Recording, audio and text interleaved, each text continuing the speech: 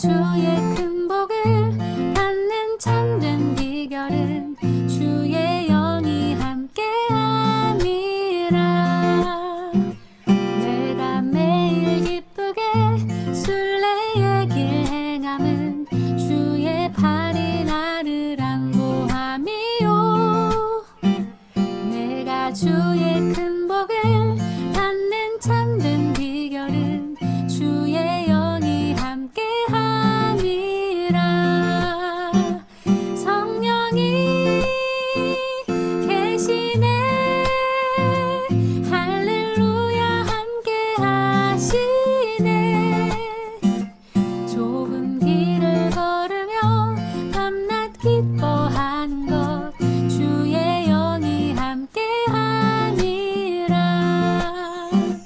전에 죄에 빠져서 평안함이 없을 때 예수 십자가의 공로 힘입어 그 발 아래 엎드려 참된 평화 얻음은 주의 영이 함께함이라. 성령이 계시네. 할렐루야 함께하시네. 좁은 길을 걸으며 밤낮 기뻐하는 것 주의 영이 함께함이라. 나와 동행하시고 모든 염려하시니 나는 숲의 새와 같이 기쁘다. 내가 기쁜 마음으로 주의 뜻을 행함은 주의 영이 함께함이라. 성령이 계시네. 할렐루야 함께하시네. 좁은 길을 걸으며 밤낮 기뻐하는 것 주의 영이 함께함이라.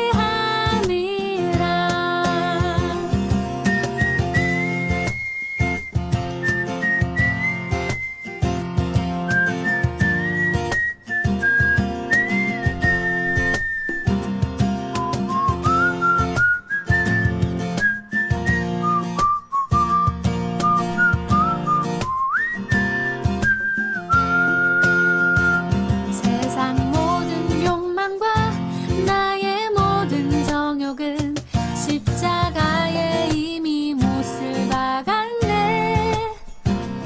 어두운 밤이 지나고 무거운 짐 벗으니 주의 영이 함께함이라. 성령이 계시네.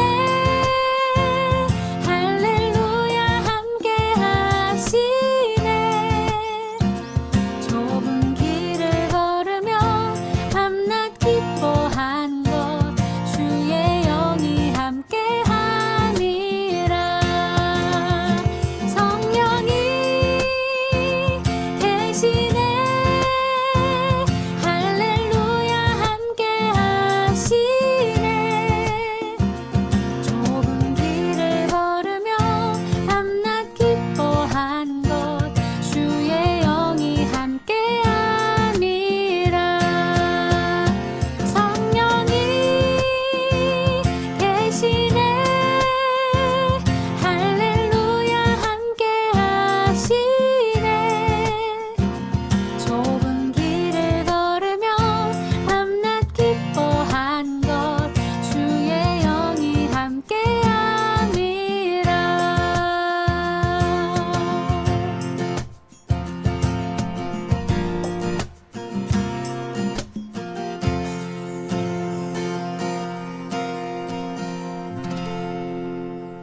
오늘 우리에게 주시는 하나님의 말씀은 마태복음 16장 13절에서 20절의 말씀입니다. 예수께서 빌립보 가이사라 지방에 이르러 제자들에게 물어 이르시되 사람들이 인자를 누구라 하느냐? 이르되 더러는 세례 요한, 더러는 엘리야, 어떤 이는 예레미야나 선지자 중에 하나라 하나이다. 이르시되 너희는 나를 누구라 하느냐? 시몬 베드로가 대답하여 이르되 주는 그리스도시요 살아계신 하나님의 아들이시니이다. 예수께서 대답하여 이르시되 바요나 시몬아 내가 복이 있도다. 이를 내게 알게 한 이는 혈육이 아니요 하늘에 계신 내 아버지시니라. 또 내가 내게 이르노니 너는 베드로라. 내가 이 반석 위에 내 교회를 세우리니 음부의 건세가 이기지 못하리라. 내가 천국 열쇠를 내게 주리니 내가 땅에서 무엇이든지 매면 하늘에서도 매일 것이요 내가 땅에서 무엇이든지 풀면 하늘에서도 풀리리라 하시고 이에 제자들에게 경고하사 자기가 그리스도인인 것을 아무에게도 이르지 말라 하시니라. 아멘. 예수님은 제자들에게 세상 사람들이 예수님을 어떻게 생각하는지 물으셨습니다. 제자들이 말합니다. 세례 요한, 엘리야, 예레미야 같은 훌륭한 선지자 중에 하나라고 말합니다.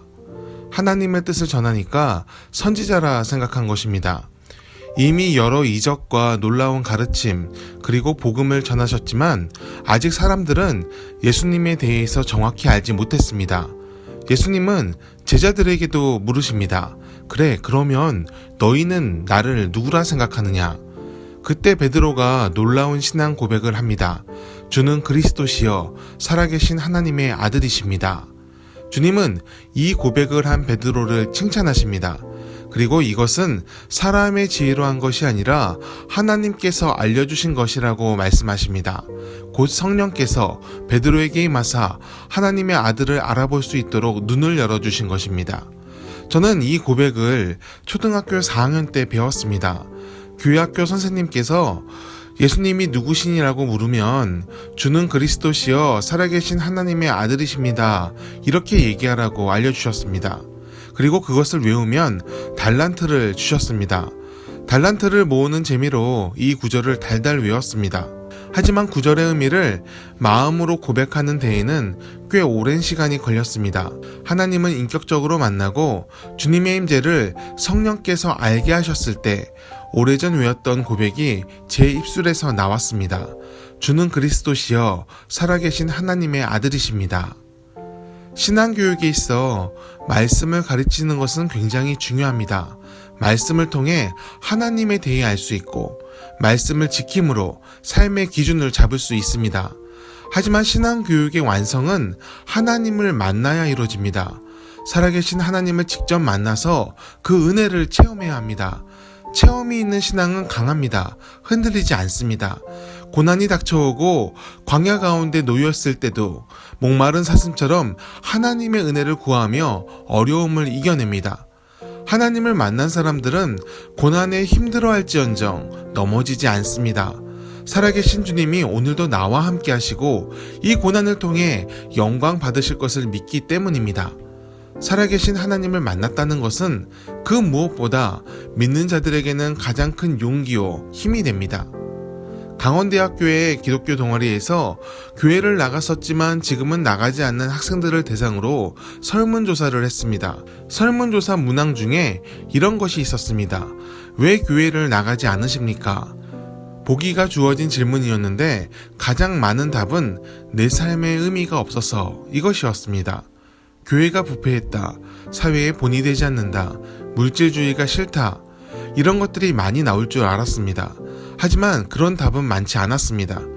교회 가는 것이 내 삶에 무슨 의미가 있는지 모르겠다. 이것이 제일 많았습니다. 이 말은 곧 하나님을 만나지 못했다는 말과 같습니다. 하나님을 모르기에 하나님이 자신의 주님이 아니기 때문에 의미를 찾지 못한 것입니다. 친구 때문에, 재미 때문에, 지식 같은 것을 구하고자 교회에 나갔다가 결국 의미를 잃고 떠나갔습니다. 그리스도인이 되려면 하나님을 만나야 합니다.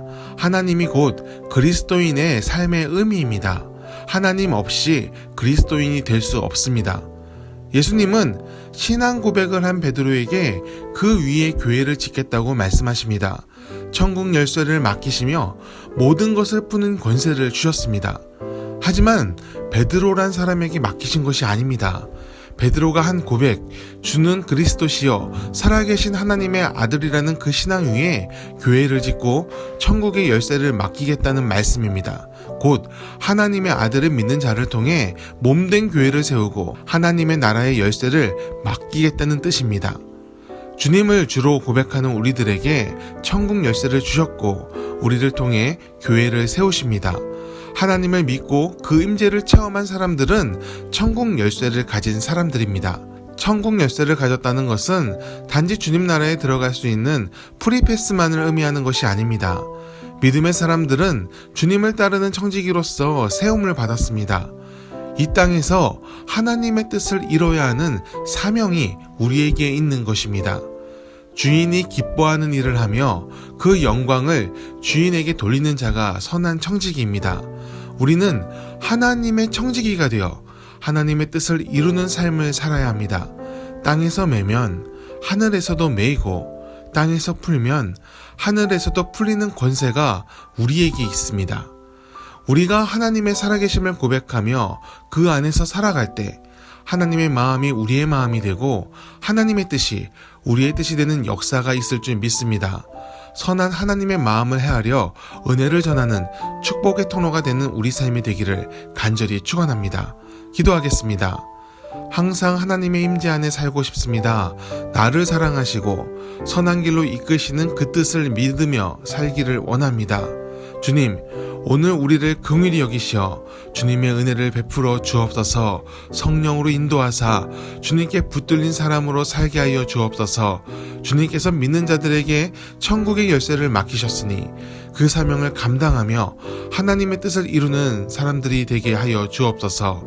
매일 주님과 동행하며 하나님의 마음을 헤아려 그 뜻에 따라 열매 맺는 삶을 살게 하옵소서. 예수님의 이름으로 기도합니다. 아멘.